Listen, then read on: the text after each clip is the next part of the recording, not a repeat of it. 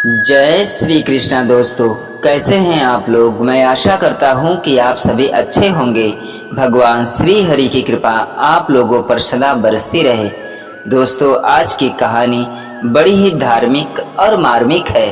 तो दोस्तों, आइए बिना विलंब किए आज की कहानी को हम शुरू करते हैं। एक बार कैलाश पर्वत पर भगवान शिव जी ध्यान लगाकर बैठे थे। तभी पार्वती जी ने देखा कि वे मंद मंद मुस्कुरा रहे हैं।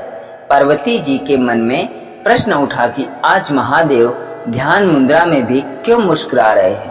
तब पार्वती माता ने भोले बाबा की समाधि समाप्त होने पर उनसे पूछा, स्वामी, मैंने आपको पहली बार समाधि में मुस्कुराते हुए देखा है, इसका क्या कारण है स्वामी। शिव जी ने उन्हें बताया कि उनके एक भक्त और उसकी पत्नी की बातें सुनकर वे मुस्कुरा रहे थे। पूरी बात बताते हुए महादेव ने बताया कि मृत्यु लोक पे मेरा एक अनन्य भक्त एक ब्राह्मण है, जो कि मेरे ही एक मंदिर में पुजारी भी है और दिन रात मेरी सेवा में लगा रहता है। वह इसी मंदिर के पीछे छोटी सी कुटिया भी बनाया है और अपनी पत्नी के साथ वहां रहता है। इसकी पत्नी चाहती है कि उसके पास उसका खुद का घर हो और धन दौलत हो, जिससे वह सुख से अपना जीवन बिता सके। परंतु पुजारी केवल मंदिर के चढ़ावे पर निर्भर है और मंदिर में आने वाली दान दक्षिणा से बड़ी मुश्किल से उसके घर का खर्च भी चल पाता है। घर पर और अन्य सुख सुविधा कहां से आएगी।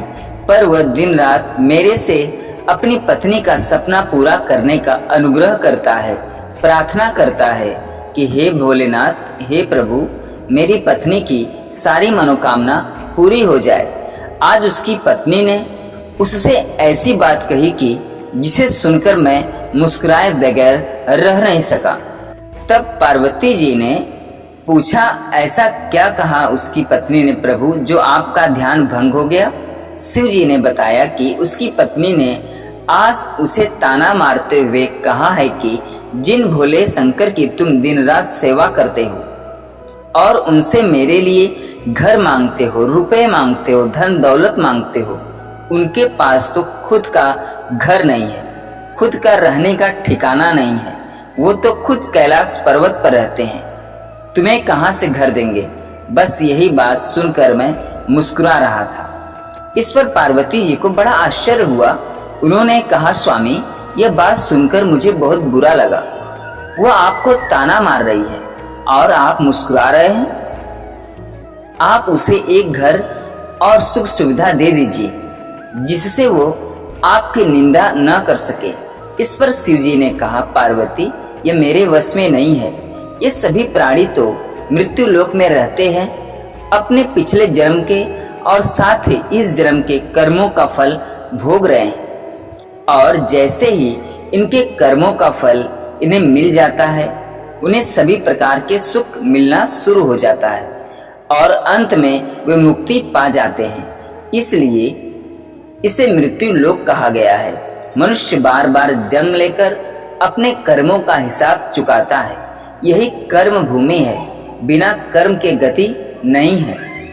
आगे शिव जी ने कहा, यह ब्राह्मण पिछले जन्म में एक साहूकार था, जो कि लोगों की जमीन, उनके जेवर, पशु आदि गिरवी रखकर उन्हें पैसे देता था और उनकी जमीन हड़प लेता था और जो दूसरों के जेवर और ब्याज में पैसा मिलता था, उसका उपयोग वह उसकी पत्नी भी किया करती थी। इसी कारण आज इस जन्म में इसे घर नहीं मिल सका और इसकी पत्नी, जिसने उस वस्तुओं का उपयोग किया, वह भी इसके साथ यह कर्म फल भोग रही है।